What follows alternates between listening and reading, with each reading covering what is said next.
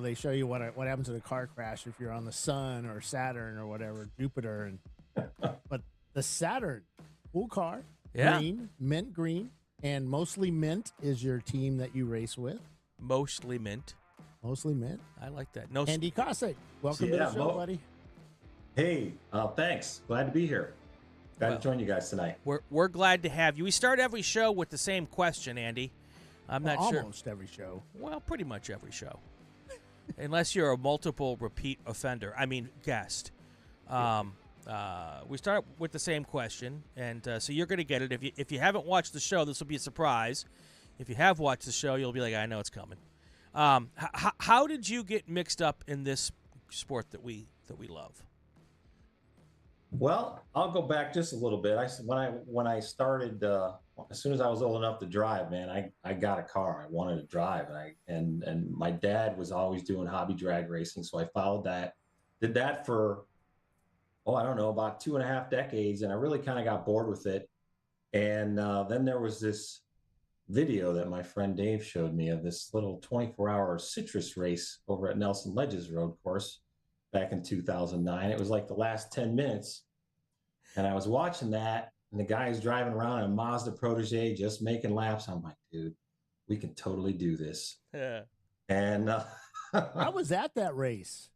Okay. We ran a Toyota MR2 since 1913. That was our second race we'd ever done. Okay. With Lemons. Awesome. And we had an absolute blast.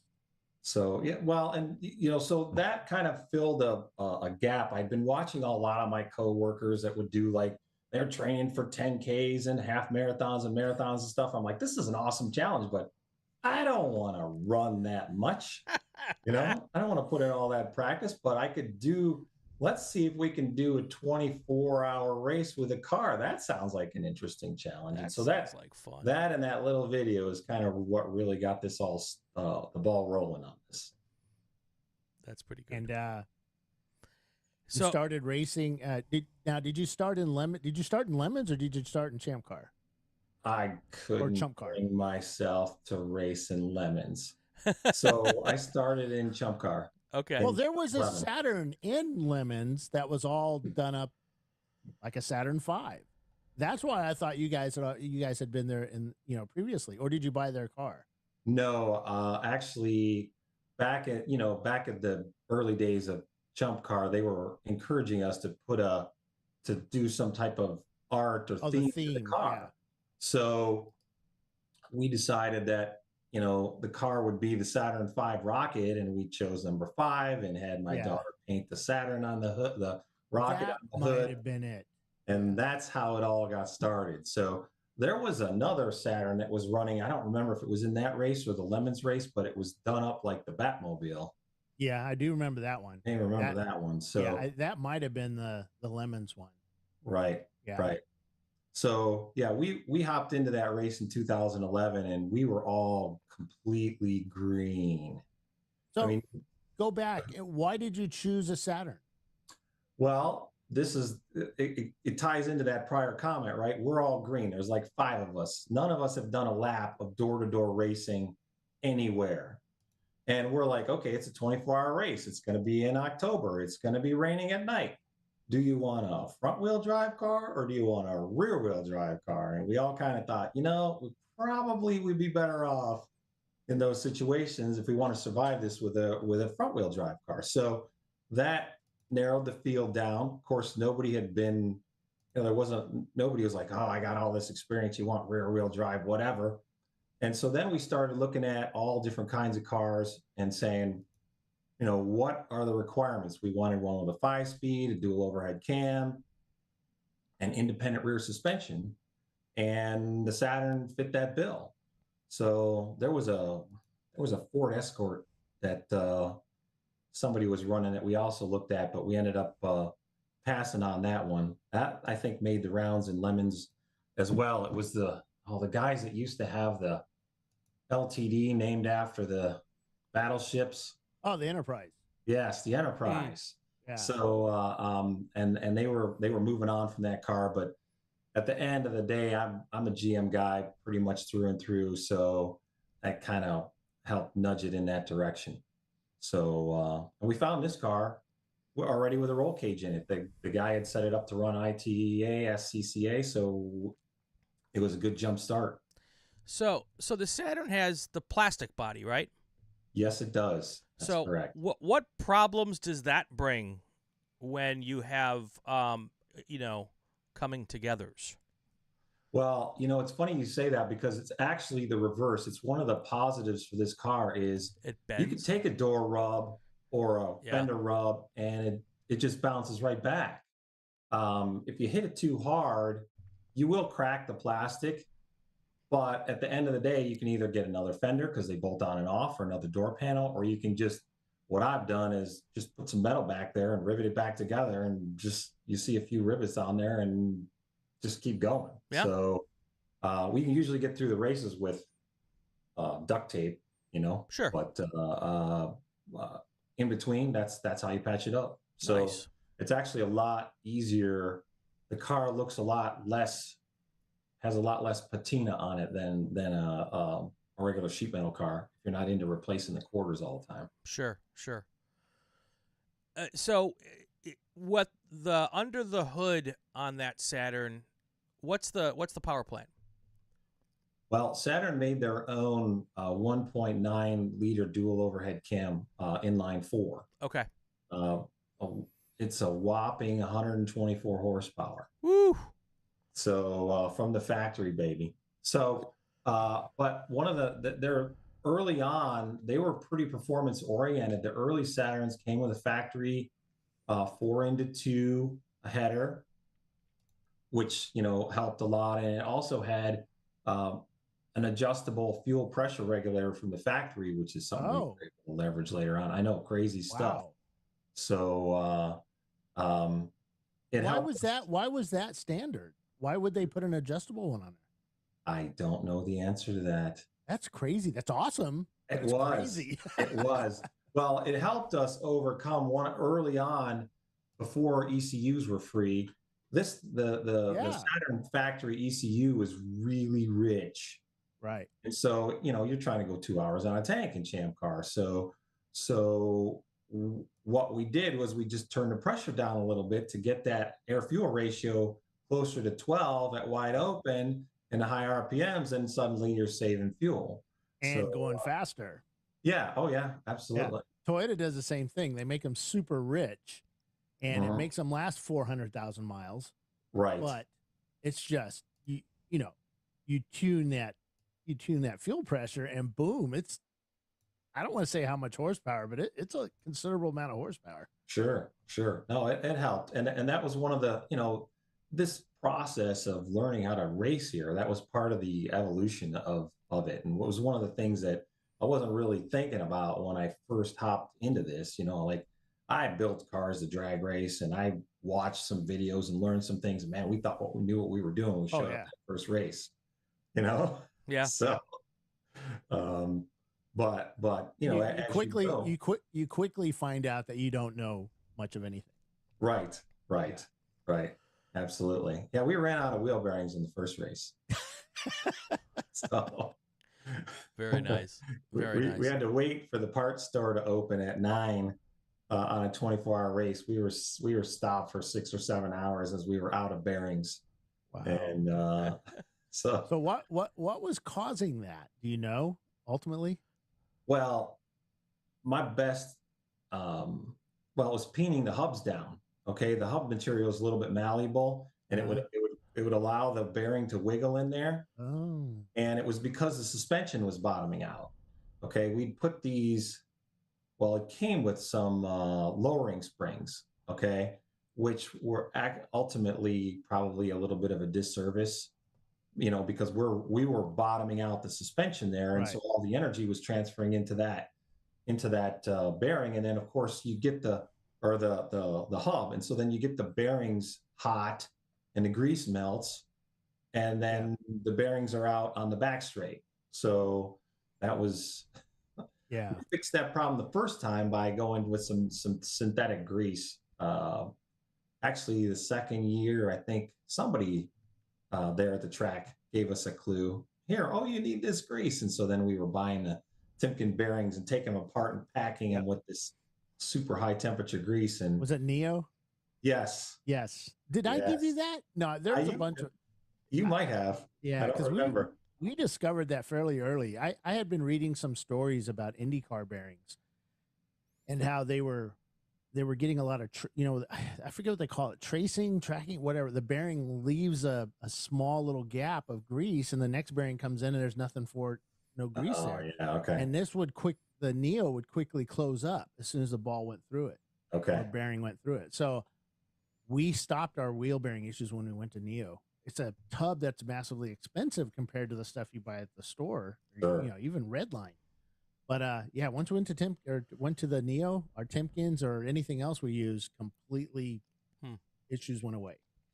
Yep, we resolved that problem again later though, because we could still, like even at Charlotte, we did 14 hours and it finished, but the thing was still, the right front was peened down there because you're turning left. Oh yeah, sure, bottoming, sure. Yeah. So, but I just knew that wasn't going to make it. I didn't feel very good about going 24 hours like that. So we ended up converting it over to Saturn Ion front hubs, and that's a bigger car. And I saw another team did it. I'm like, oh, okay. So we pilfered that technology, and we haven't had a wheel bearing, knock on wood, problem at all since then. That really fixed it. Yeah. So Saturn, being much like Opel, its own sort of company, but part of GM, and they did a lot of their own bits and parts out of the part. They didn't use parts bin parts. Was that hard to find parts for in the early days? Actually, no, because GM literally made 1 million S series. So the regular replacement parts were available in the stores. These cars were littering the junkyards because we started this in 2011. Yeah. So even the newest ones were 9 years old already. And so I took photos of many teal Saturns that pull apart where I just didn't need the body panels, Right. But they were there. And so, we don't consume a lot of transmissions, but I needed one once, just went to the junk to pull apart and pulled an engine and trans out, and there you go.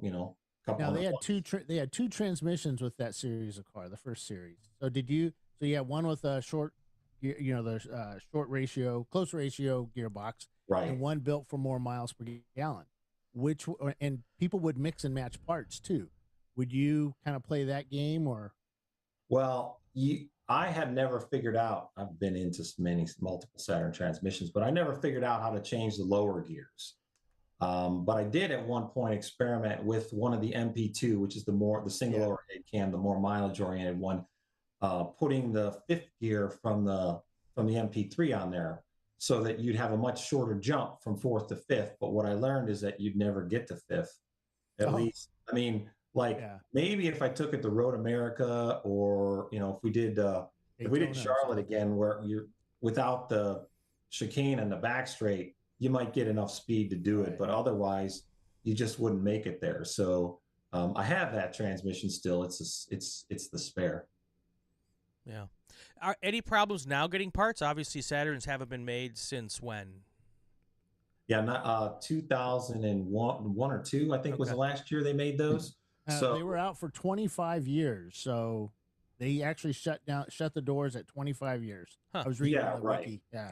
So I think it was 2011 or something. Yeah, Saturn made a lot of other vehicles after this. The S series was uniquely theirs. Oh, they're they started that whole company on the S series, Saturn, which they made the coupe and the 4-door and the wagon, and they made them for a decade. And then eventually GM decided, well, we want to move these people to a different car, and then they started making the same models as some of the other GM brands, just rebranded and things. And there was some were like Saabs, and I think Saab was one of them, and Opel. They brought in a bunch of Opels.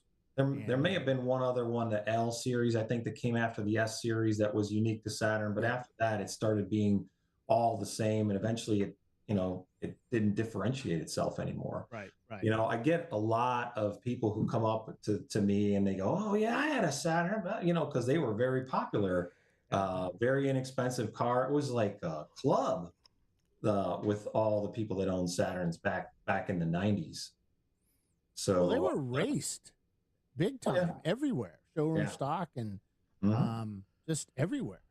Yeah, and I picked up some things from, tracking down some of those people and finding out what they did to their cars. So, I mean, my exhaust configuration is directly off of one of those cars. So, but yeah, to answer your question, so far it hasn't been a problem finding parts for the car. I would say, the heads and the transmissions will probably be the hardest things to find, but so far, we're not out.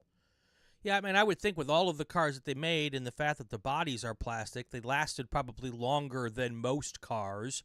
And as long as people are looking for aftermarket, even just like OEM replacement aftermarket parts, if people are buying them, they'll keep making them. Right. Yeah, it's not a problem yet. I mean, I suppose eventually it will because, there's a lot less of them on the road, Sure. at least around here in Northeast Ohio. They're, they put salt on the roads here, and there were guys in this area that had a business of changing out the front subframes because, the body panels were plastic, but Sure. the subframes are still metal, and Right. they were, so they would rust out, and they'd ship up truckloads of them from the south, and they'd change them out for you. Nice. Yeah. Now, you still run the 15-inch wheels on there, or did you move up to a different size? No, we run the 15s. You can get a couple different sizes. I mean, 215 and 225s, pretty readily available. I've ran the stock wheels for a long time. We did find some Borbits that were 7-inch, which really helped the tires. The 215s or the were a little bit or 205s, I think, is what we run most of the time. They were a little crunched on the stock Saturn wheels, so it really helped to do that. And we experimented with some 8-inch Bassets too, but to get those to fit under the fenders, you really have to like bow the fenders out on the car. I mean, we literally. Is that where you use heat, like a hair dryer, heat gun? I just used extensions, and the place where it attaches in front of the door, I just use a little piece of metal. Oh, okay, right. Yeah. And didn't have to. We could have gotten into plastic melting, I'm sure. Welding the whole bit. Never did not master that craft yet for this car. Is that body kind of temperamental though when it gets into like rubbing or rubbing is racing? Like when you get next to a yellow, I don't know, Toyota MR2. No, it's super forgiving. It is way more forgiving. You get a little rub on the left front, you just go get a touch up and that's it. Yeah. So. Is it the body color underneath that? Is it molded in that color? No, or is it? Okay. No, it's not. It's not. Yeah, that would be cool. Yeah, right. Well, that would be really nice. No, it's this light yellowish color like all the other plastics. Oh, right. Yeah. So yeah. I mean, you find used parts, you try not to find, red ones if you can, because you put that over and then they get scratched up and your car looks like Christmas. Oh. Dark green's okay, black's okay, silver, whatever. Yeah. Just try to avoid the red car parts. I always appreciate the racers in ChampCar who don't take the easy route. If you're to pick a Mustang, there's lots out there and people to help you with the car. If you pick, one of that Miata thingy, one of those, There's lots of people out there driving those. But I love the folks who, and don't let this go to your head, Bill. I love the folks who choose an Opel or an MR2 or a Saturn and kind of go it on their own and learn, all through the school of hard knocks how to make the car A, last, B, go fast. Was that part of your thought process when you chose the Saturn? We weren't that smart. Yeah, I like you. We picked the car to make it through that race, and after a couple years of get going, we did a couple 24s at Nelson, and then the 14, and then we started venturing out to other tracks. But it was at that point we had already committed to the program. You're learning the car, and you're like, okay, what do I need to make this car faster? Right.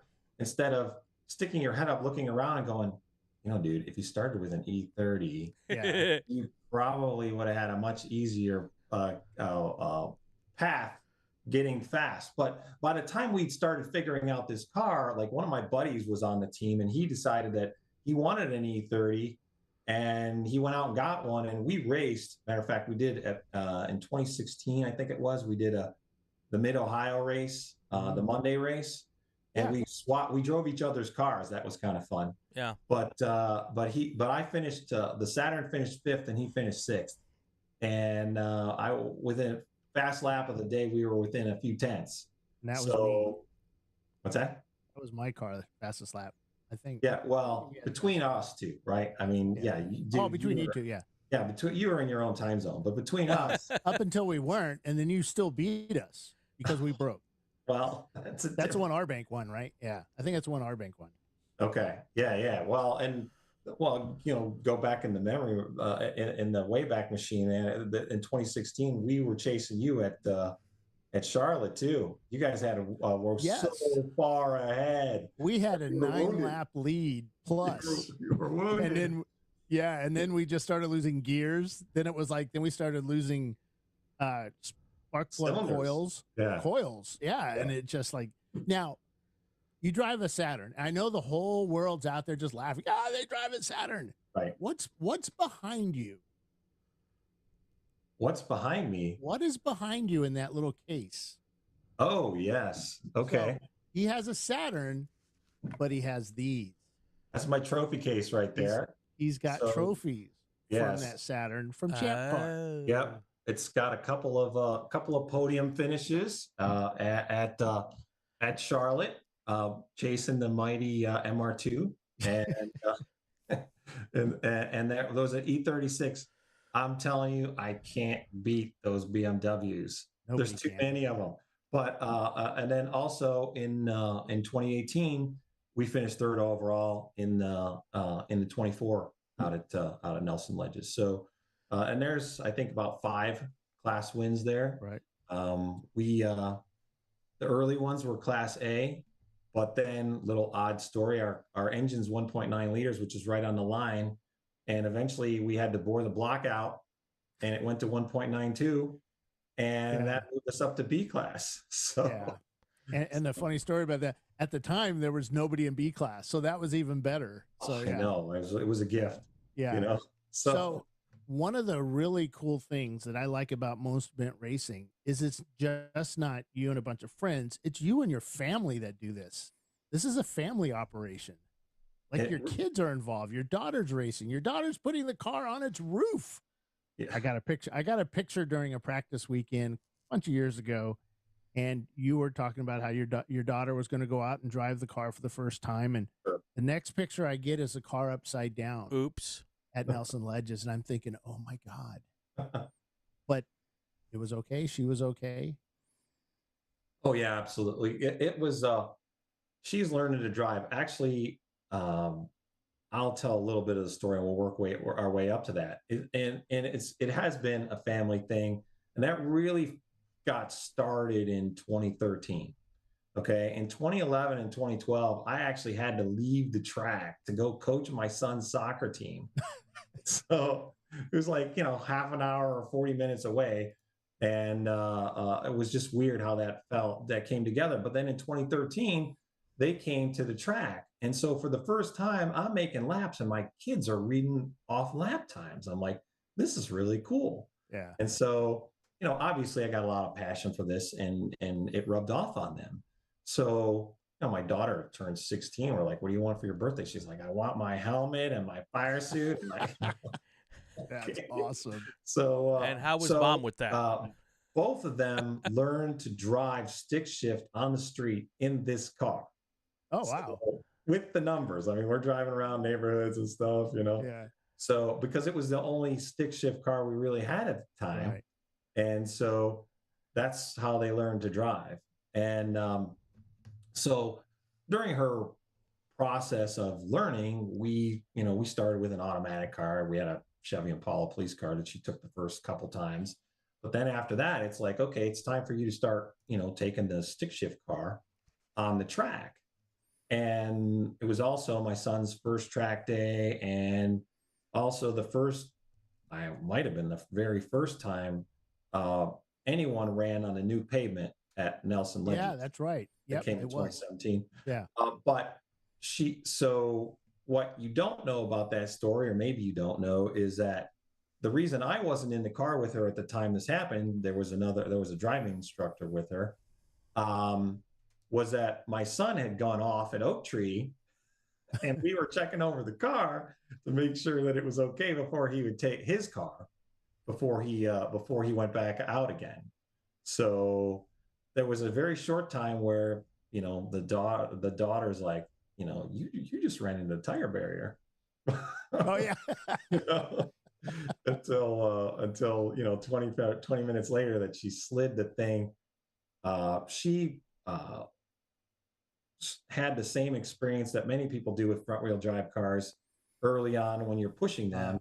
Is lift throttle oversteer, right? And she oversteered a little bit at the kink, which is the terrible time to do it. And so instead of powering through it, she hit the brakes and the car went around, and she slid 130 yards into the barrier at a slow speed, and the car went up on the barrier, came to a stop, and then went over on the roof. So a lazy little rollover. Yeah, and that didn't even scratch the paint. So I didn't have to paint it. Nice. And did it go back out the same day? Oh, dude, I had to go fetch a trailer to take it home because it did break the windshield. Oh. And it pushed the roof down a little bit. Okay. The cage was there was just a little bit too much room there between the cage and the roof. So there was some strategic straightening required there. You didn't cut the roof off and lower it a good 2 inches. No, none of that. We weren't that smart, Bill. That would have been a great idea. Actually, there was probably not enough room for us to fit in that car, lowering the roof. I mean, as it was, I had to lower the way the seat mounted so that I could clear the bar. Right. Got to keep your helmet below the bar. Right. I've never had that problem, Bill. Yeah, I know you haven't. My problem is I have to make the car wider, not shorter, or not taller.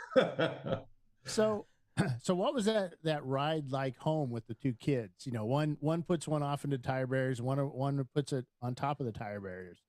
Well, and so I guess there was one other part of that story. So like my wife has been coming to the races. Yeah. She started coming to the races too.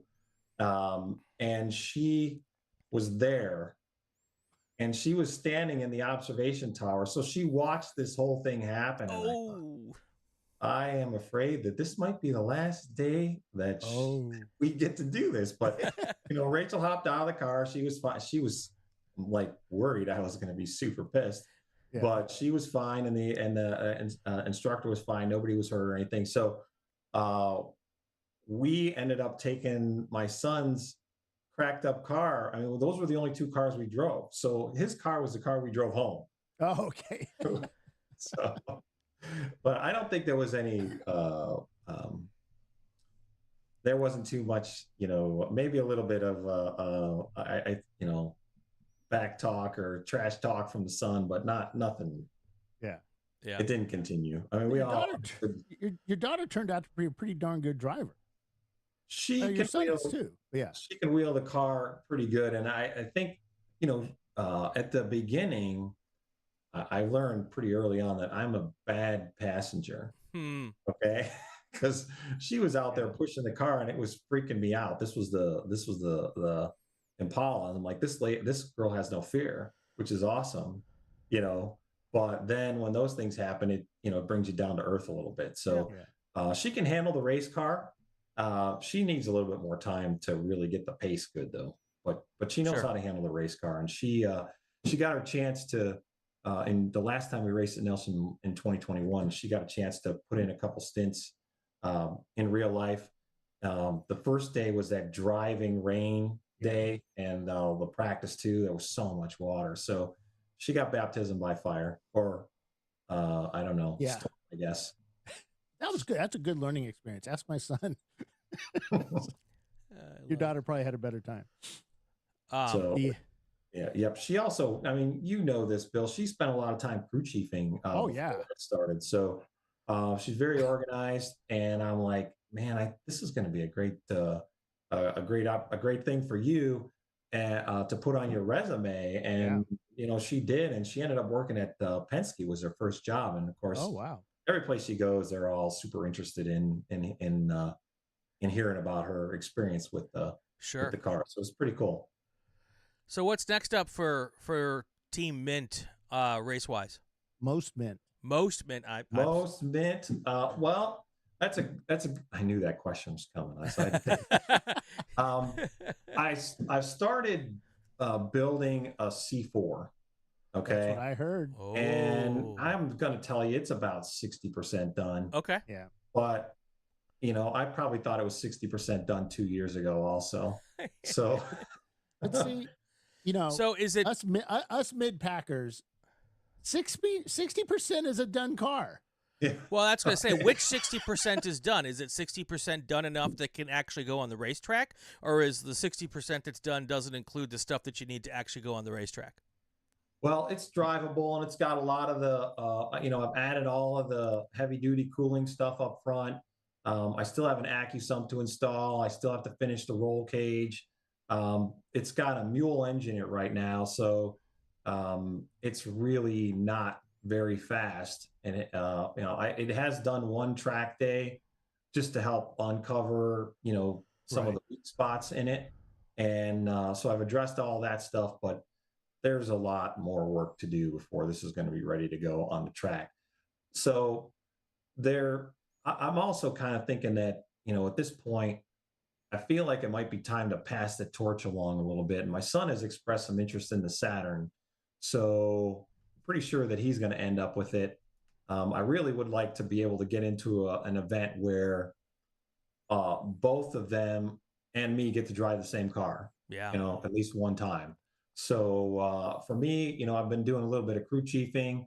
I need to find the right set of circumstances will get me back in the car again. But right now, there's like so many other projects going on. It's just not finding its way to the top of the pile. Right. Yeah. Right. So once my son gets settled, he just moved into a new house. Once he gets settled over there, I expect we'll have some time to put the Saturn back together, and I can see it having a good future in F class. Cool. Now, which is a great class, but now we're talking. So the history of ChampCar and Nelson Ledges. It's been pretty good. Mhm. We've done a lot of races. I love the track. I love the people there. It's a fun place. It's not a country club track. Right. It's a little rough around the edges, but to me, that's part of the endurance experience. I don't like being catered. Okay, maybe I like being catered to, but this track you're not going to be, and it's part of the experience and part of what you have to get through to get to the finish line. We've been offered a pretty darn good price to race at Nelson Ledges. And I brought this up to Chelsea the other day, and she said, get me cars, do a poll. So I did. We're getting some cars. Nice. So it's hopefully we'll be able to go back. We have to confirm that they're actually cars and not, 36 votes is 36 cars, or is 36 vote 6 cars. So, Yes. 6 guys per team. But, I'd like to do a 14-hour race there. I think that would be pretty awesome. The 24, I think, is out of the question. I don't, we do one a year.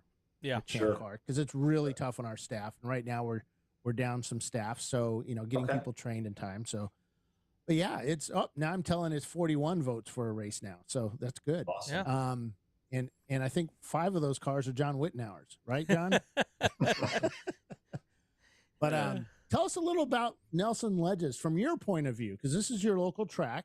You've raced there a lot, and it has. When we started racing there under the old ownership, wasn't in good shape. Nothing was in good shape there. Yeah, right. And there were various reasons for that, and I guess I won't sling too much mud, but basically, back before 2017. There wasn't a lot of the money that was being taken out was not being put back into the track. Right. That was decisions of the track management that at the time. And so it all came to a head there, I don't know, maybe 2014, when it got to the point where the track really wasn't drivable. There was too much material coming up. And so that started a process of, eventually changing the ownership. It changed track management once, and they ran motorcycles there for a while, which it's a lot easier on the track, obviously, Sure. to run Yeah. motorcycles. So that was a good fit to keep things going. Well, I started getting involved with them.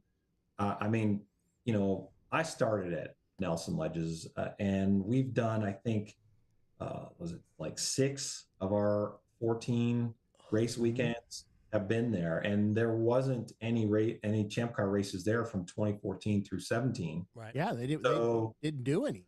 no, because the track was a disaster. I mean, it wasn't, it was not at a place where ChampCar, turned ChampCar, wanted to, put on, a safe event.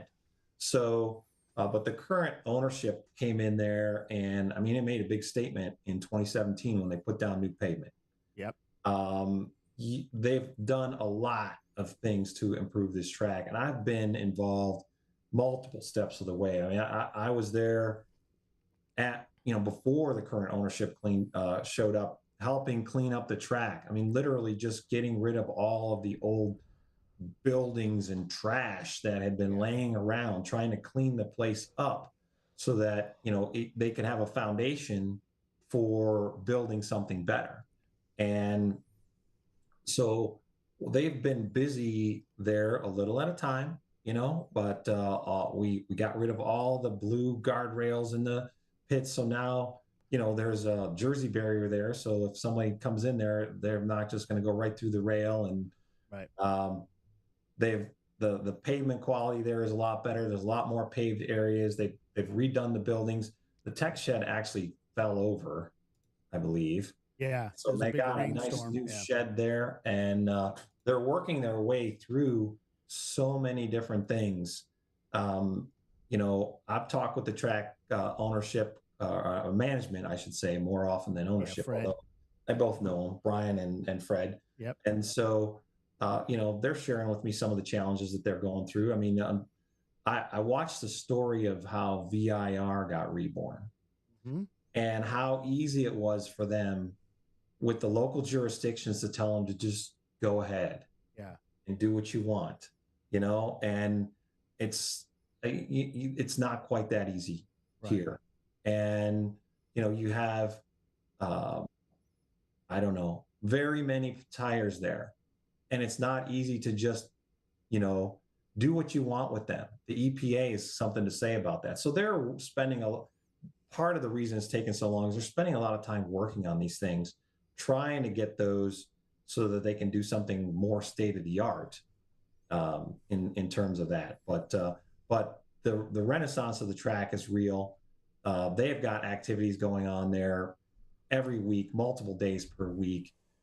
You can get on that track to practice relatively inexpensive, a couple $100, if you want to do a couple of the track days are in the low 200 ranges. So it's pretty easy to get a track day. They're pretty laid back there. That's one of the things I really liked about that track. It's got that very grassroots kind of feel to it. My opinion, I've been to Gingerman. I feel like it's pretty close, in terms of what they offer. So I've done maybe thousands of laps on that track. No, I don't know about thousands. I'm close to 1,000. I've done a lot of laps on that track. Yes. I've done a lot of 24s there. Most of my 24s were and lots of track time. Mm-hmm. It's a difficult track to get fast. It's an easy track to drive until you start getting fast, and then it'll catch you out. Yes. It'll catch you out hard. Yes. Well, absolutely. And it is a fast track. This is one of the things that if you like driving fast, this is a great track to go to for road course because, and also it's super easy on brakes. Yeah. I mean, we did our first couple races. We ran Hawk high performance street pads for 24 hours and they made it. Yeah. I did. And we went to pit race on the short layout in 2013 and they were gone in 6 hours, and we're like, whoa, wake up call, Yeah. back to where we thought what you were doing. So it's very fast, and yes, it's easy to get around there, but getting around there quickly does require quite a bit of finesse. Very smooth on the inputs. Yeah. And So- and there's certain rules that if you get off the track, there's a certain, don't try not to steer out of it in this point, or, you just hang on, you'll catch it, you'll come back. And a lot of guys fight it and they end up playing space shuttle. Well, yeah, there are a lot of places where there's a lot of runoff of this place, but there are also some that aren't, where there's not as much, Because and you can't. You need the barriers there. right. And you can't have infinite space and the tracks on the other side. So, but my experience has been, for me, the one time my daughter put the car on the roof, she backed into the barrier. It wasn't an optimal configuration. It happened. Okay. Yeah. But it still stopped the car. And that's pretty much, been my experience with them is, it doesn't, if you don't want to, I don't know, hit the barrier, keep on the track, If you're worried about what the barriers are going to do, stay on the track. But also I can remember vividly one of the races, I think it was 2018, where I came through turn 1 and somebody put down oil. And I was going out of that corner and suddenly I was not on the track anymore. Yeah. And I slid a long way. Yeah. And I'm telling you, Bill, I was this close to the tire wall, but the track was like small. I was so far away. It was crazy. Yeah. So there are some places there that give you a lot of room. And then there's other places you just have to have a little bit more respect. Right. So I'd lost it. Respect. That's a really good word. Sure. I'd lost it. The first race, I lost it in my last stint going into the kink. But I spun around and I just, was I didn't go crazy, but it just kept going in the right direction, which wasn't towards the walls. And I came to a stop there and just came back up on the track and kept going. So, it's not all bad. But there's also many hundreds of teams that have been to Nelson Ledges that nothing happened. They raced, they went home. Oh yeah, they had fun. Agreed. Absolutely. Yeah. And you have good experiences there. I mean, it's a very low key environment. You're also not going to run into a lot of traffic on your way to Nelson Ledges. Okay. Well, you might see some horses and carriages. Yes, I've seen Amish people observing the races there. Yeah, they actually pull up and watch a race. It's pretty funny. Nice. Yeah, pretty cool. It's awesome. So, that's cool. They're sitting there cheering you on coming through that last corner. Yes. So, overall, my experiences with that track have been really good. Yeah. It's like my child, though. So, for a completely objective, it's as close to my child as a track can be. Let's go with that.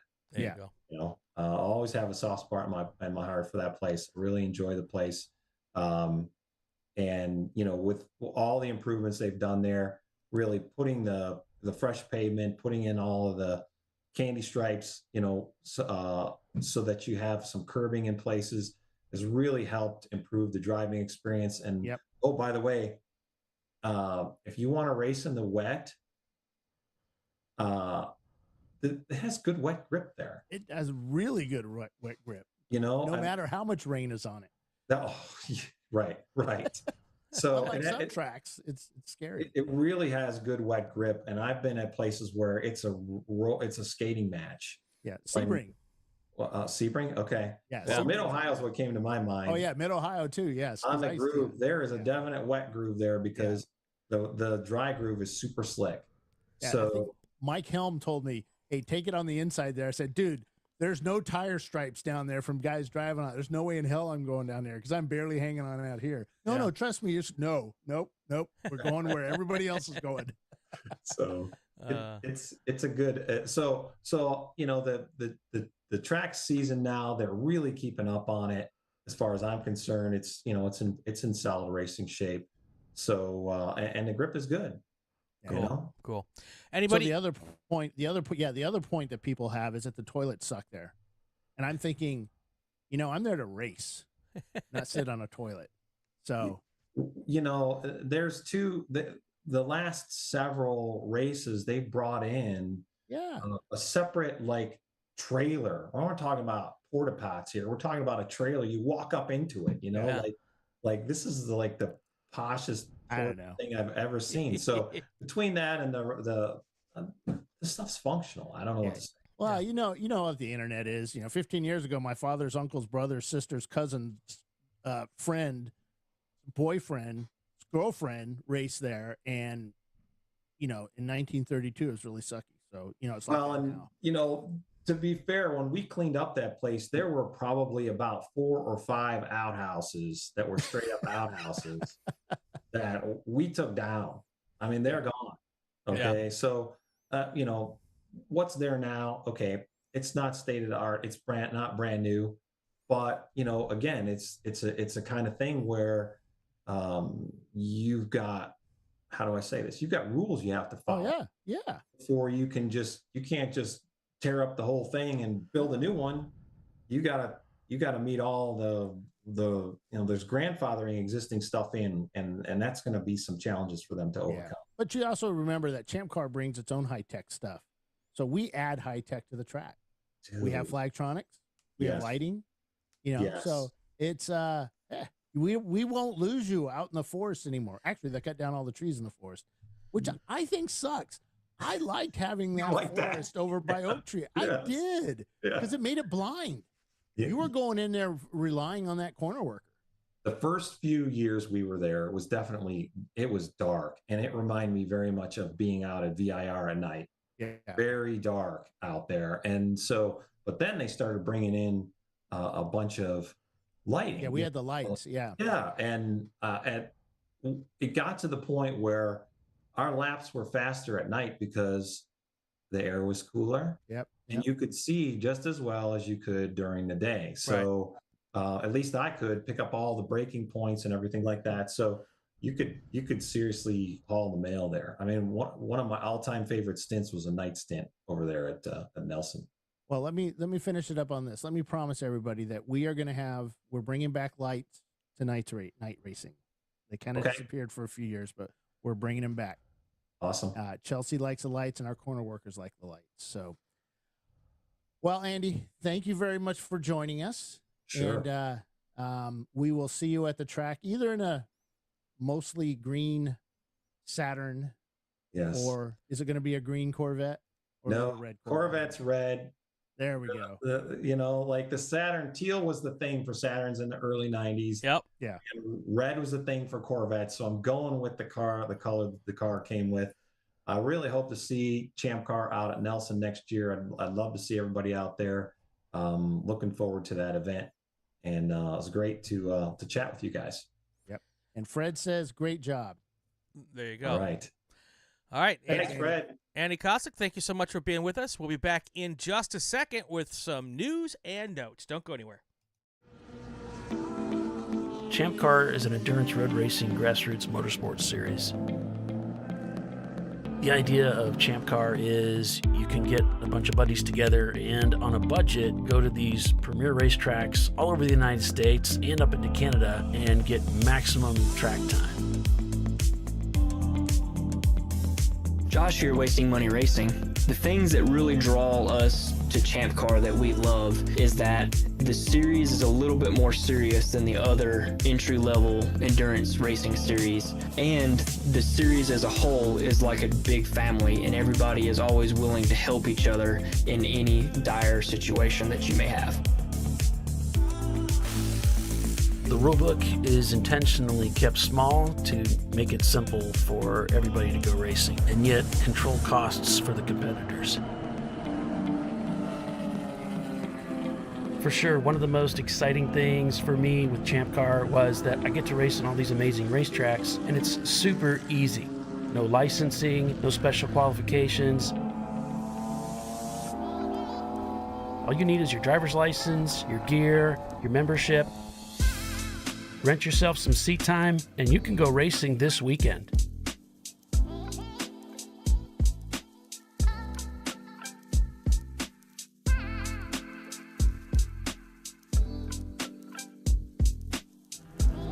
I enjoyed racing with ChampCar because I think they provide the closest competition in all the amateur endurance series, and because they race at bucket list tracks.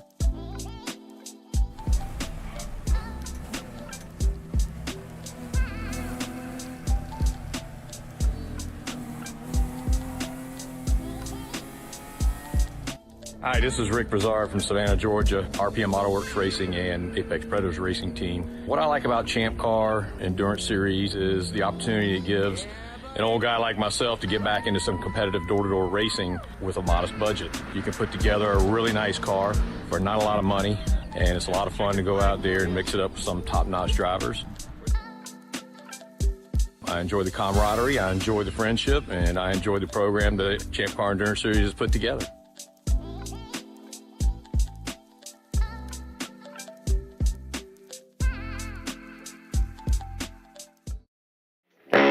Find those big valves. Welcome back to Inside ChampCar. I'm Brian Bielanski. Bill Strong here. Are we live? Yeah, we are now. That never happened. Nothing happened. Nothing at all Nothing happened. Brian, that was great. That was a great little show. Yeah. I wanted to have Andy on here for a long time. Like I said, his family's out there racing. The kids are crew chiefing, and his daughter, I remember her, she was just a young girl out there, over 16, of course, because you got to be on pit lane. That's right. But she was out there crew chiefing and helping along and washing windows, helping change tires and stuff. And love it. That was really cool seeing him last race doing that. So love it. Hey, we are at Road America. We got a tech tip tonight, but we'll wait a second to do that. We're at Road America coming up. Just to let you guys know, Chelsea sent out an email this morning. Basically no early load in. You got to wait till after, I think it's 5 o'clock. Check the subs, check your email. There's some important information there. They have some private testing going on Thursday, so you won't be allowed in to drop off your trailer till later. Okay. All the photographers have been approved. So any late photographers, sorry, you got to do it a couple weeks beforehand. And that's already been sent off to the track. So you guys got your email. Please check your email. 6 p.m. is what Tim says. Thanks. Tim read the email. Thank you, Tim. I just skimmed it because, it's from my boss. Who reads emails from your boss? No, who does that? So, Land Jaeger Cup. Please make certain that everybody completes the online event waiver that is available at champcar.org/register/events.php. And that's all you need. Just go there. Just click the events link, and it's right there. Do the quick waiver, and got to take a picture of yourself. I took one at the dentist. That's pretty cool. And before or after the teeth were cleaned? Oh, before. Okay. So big green teeth and big thing around my, But yeah. So hey, we got a tech tip.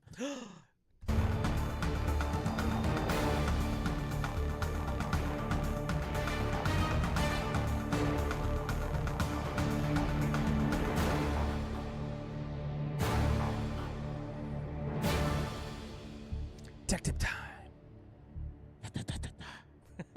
So we have a head of tech. Yeah. I won't say his name, Ray Frank. That he seems to think he's a race car driver, which he is. Seems to think. I'm sorry. Is that the way that came? I didn't mean it to come out like that. So he seems to think he's a race car driver. He was at a racetrack Sunday and South Boston Speedway. Oh yeah, it's a little circle track. Raced from that circle track era. Also did road racing and karting and all kinds of cool stuff over his lifetime because he's really old.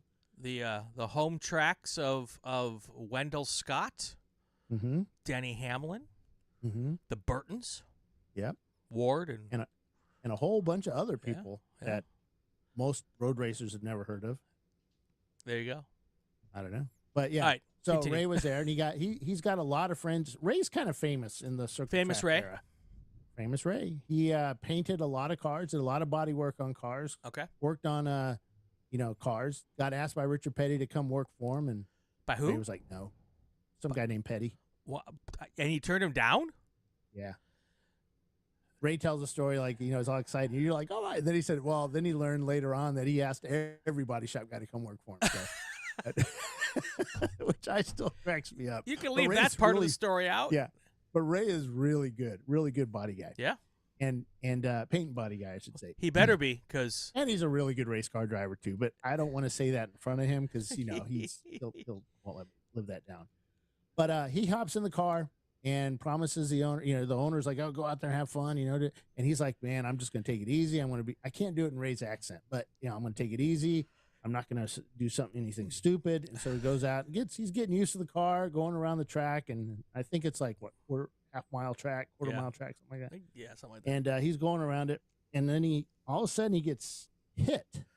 Uh-oh. And all of a sudden he just hears just the loudest noise he's ever heard. Uh-oh. Like a 7. He said it was up there with the tornado noise that we had Oh, a couple boy. weeks ago. And he remained cool under fire, That's good. kind of hit a wall, Yeah. scraped a wall, and then kind of he's on the brakes, and it's still moving for some reason. And he gets pushed up into the turn 1 wall Uh-oh. and ends up over by turn 2. And then as that happens, he sees a car like flip over and boo, boo, boo, boo, boo, boo. Not his car, Well, that's somebody good. else's car. So supposedly that noise was over his left shoulder was the other car. Now I'm hearing this secondhand from Ray. I'm probably Sure. telling it all wrong, but that car hit him and the engine's right here Oh, boy. and just stuck wide open throttle and just pushed him. A faster car Yeah. than what he was driving. And it just pushed him all the way through. But once they hit that wall, it couldn't push any further. So it just went over the top and rolled a couple of times. He counted the track people said it was 3 times that guy rolled. Oh, boy. Everybody's okay. Ray's a little beat up this morning, and but he'll be all right. But I asked him, I said, what do you want me to talk about for a tech tip? Because we had our tech meeting earlier today. Sure. And one of the things he said was, how fast shit happens in racing. And stuff goes wrong really, really fast. Yeah. Sometimes in your head, I've been there, everything happens in slow motion. But in real life, it is fast.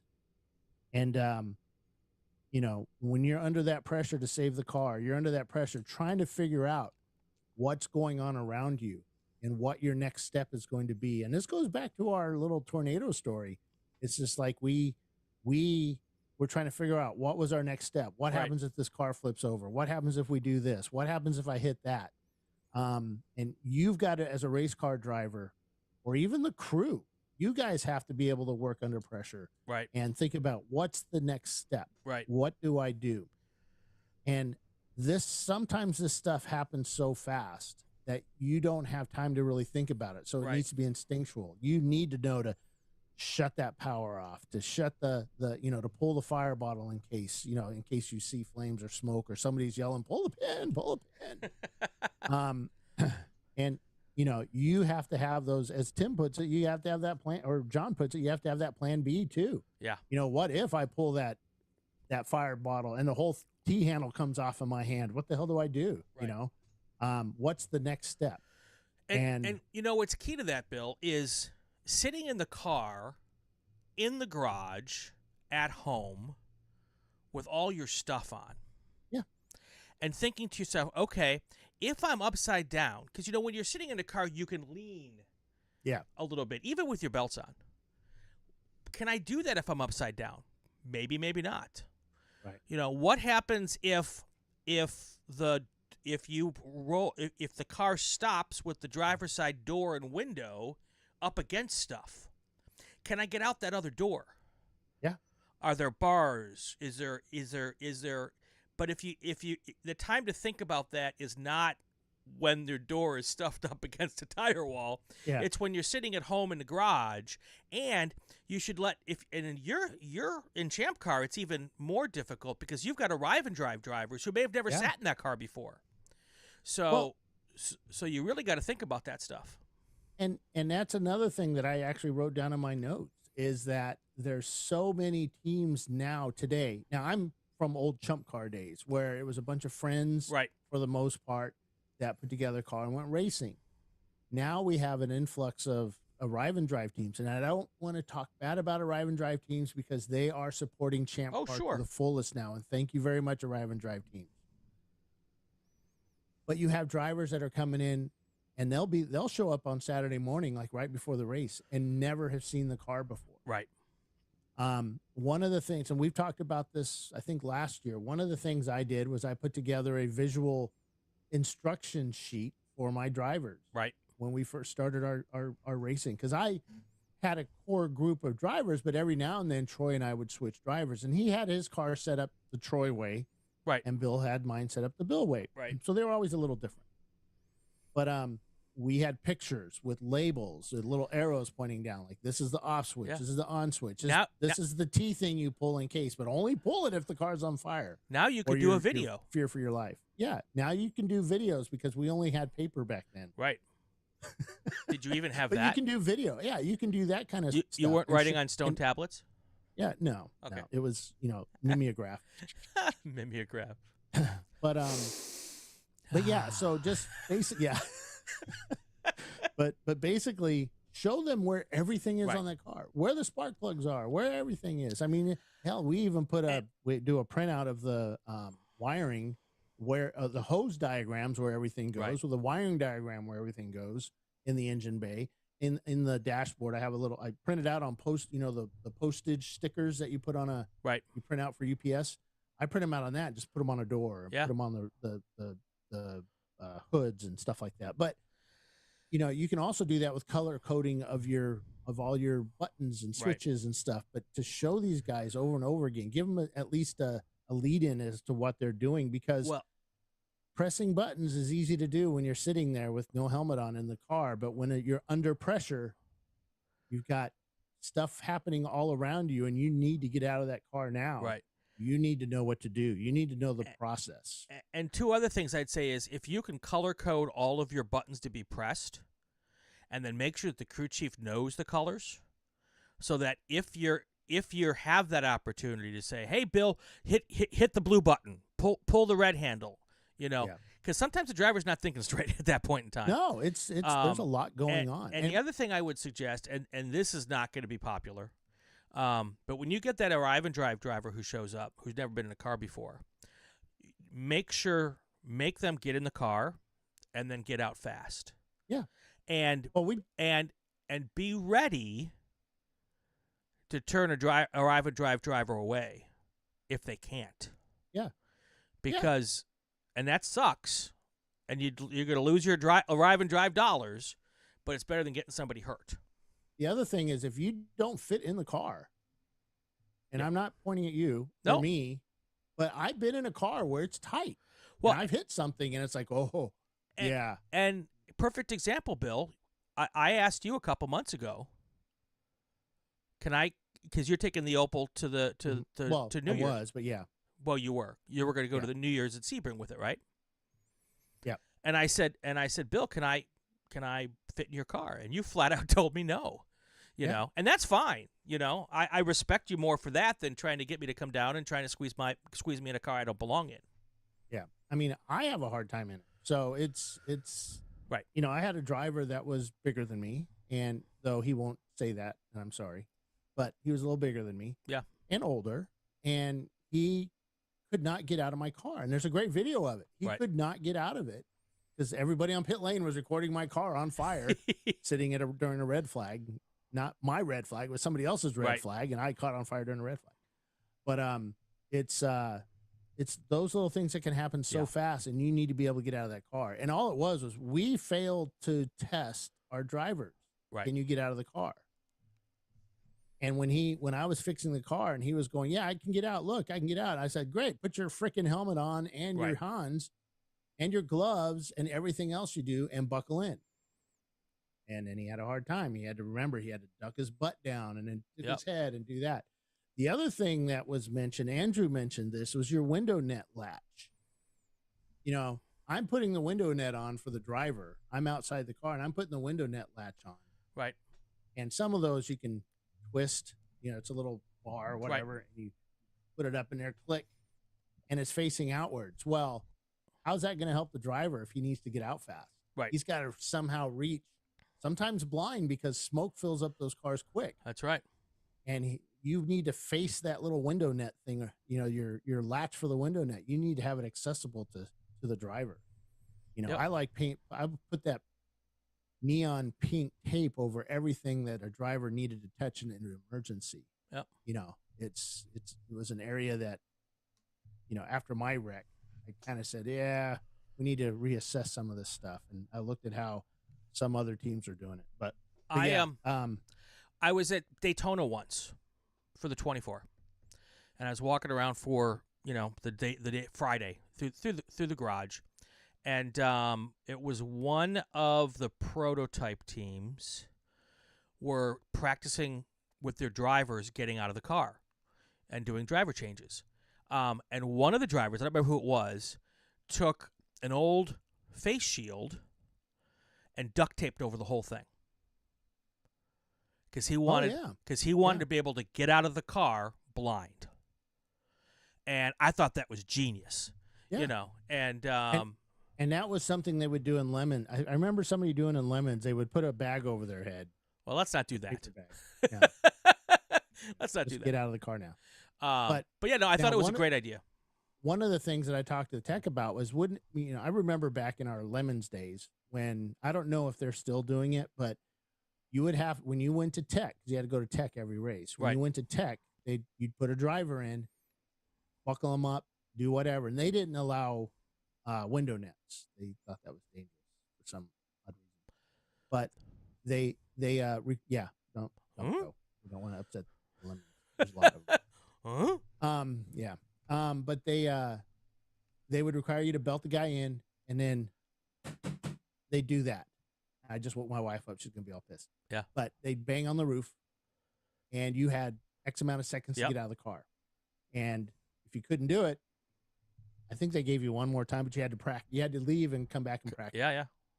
And we learned really quick, put Troy Trulio in the car. Because he's tiny. He was little. Yeah. He was tiny, and he could get out quick. And he was fit and tiny. So that was always a good thing to do. Yeah. But, it was something that we did practice because we took our safety pretty seriously with our team. Sure. And I know others did as well. Sure. So, but yeah, all right. I think we need to kind of get back to that is practicing your safety escape. And especially if you're in arrive and drive, it's your responsibility because it is your life. Right. To get in that car and practice escaping. And if the team owner says you don't need to do it, I'd start looking somewhere else. Yep, I agree 100%. All right, anything else, Bill? That's it. We're off to Road America. Get a couple days off again and head over to Atlanta Motorsports Park for an 8+7 hour. And still some good spots open there. If you need more information, email jackie.sides@champcar.org. You can also go to our events page, our events calendar to get all that information, the event sups, the whole bit. And then we're off to, I don't know, we're off in November. I know we're doing a bunch of stuff, but yep. Thanks, guys. And again, thank you for supporting the club and, buying the Champ Bucks. That really, it'll come out later, but that really, really helped this company out in a huge way. And I want to thank everybody for that. All right. And, yep. So thanks, guys. Cool. Thanks, Brian. That's going to do it for another episode of Inside ChampCar. If you like what you hear, subscribe to the podcast. You won't miss any episodes.